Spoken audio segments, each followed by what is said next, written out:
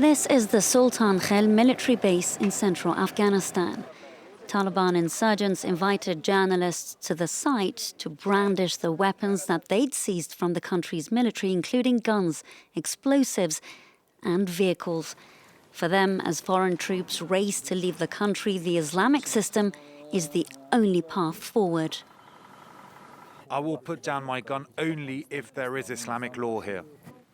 Fears are growing that if the fighters return to power, they will reimpose their harsh version of Sharia law, under which girls were banned from school and women accused of crimes such as adultery were stoned to death.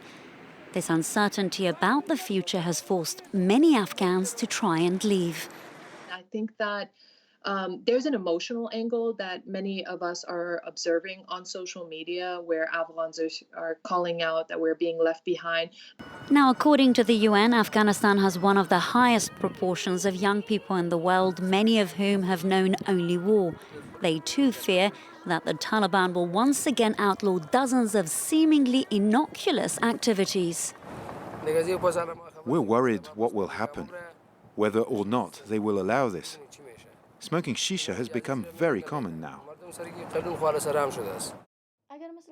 If, like in the past, girls are put in cages, their goals are trampled on, their wishes and dreams are ignored, then I think life would become meaningless.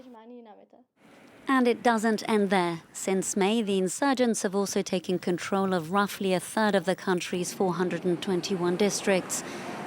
Meanwhile, amid a rise in violence across Afghanistan, and as peace talks continue between the government and the Taliban, leaders of the group have claimed that the rights of all Afghans, including women, would be accommodated in their law of the land.